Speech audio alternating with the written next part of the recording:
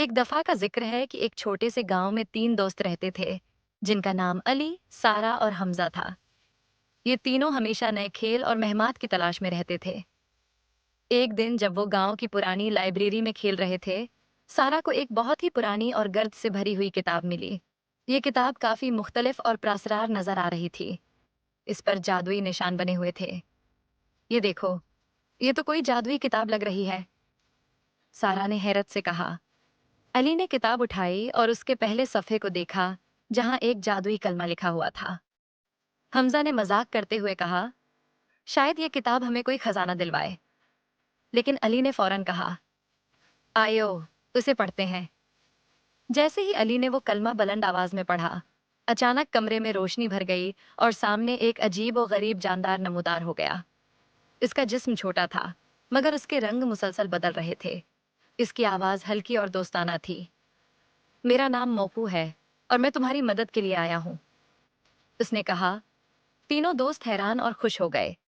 موکو ایک جادوئی جانور تھا جو اپنی مرضی سے کوئی بھی شکل اختیار کر سکتا تھا۔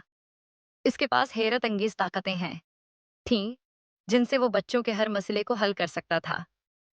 پہلی ہی دن وہ ایک مشکل میں پڑ گئے۔ گاؤں کے بڑے درخت پر کوئی پراسرار بیماری آ گئی تھی اور درخت سوکھنے لگا تھا۔ وہ درخت گاؤں کے لیے بہت اہم تھا کیونکہ اس کے پھلوں سے لوگ کھانا تیار کرتے تھے۔ گاؤں کے لوگ پریشان تھے اور انہیں کوئی حل نظر نہیں آ رہا تھا۔ علی، سارا اور حمزہ نے موکو کو ساری صورتحال بتائی۔ موکو نے ایک لمحے کے لیے سوچا، پھر اس نے اپنی شکل ایک بڑے پروں والے پرندے کی میں بدل لی اور تینوں بچوں کو درخت کے اوپر لے گیا جہاں وہ بیماری کا معائنہ کر سکے۔ وہاں انہیں پتہ چلا کہ درخت کی جڑوں کے پاس ایک جادوئی پتھر دبا ہوا تھا جو درخت کو نقصان پہنچا رہا تھا۔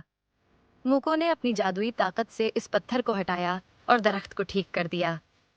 گاؤں کے لوگ بہت خوش ہوئے اور تینوں دوستوں کی بہادری اور عقلمندی کی تعریف کی۔ یہ صرف ان کی پہلی مہم تھی۔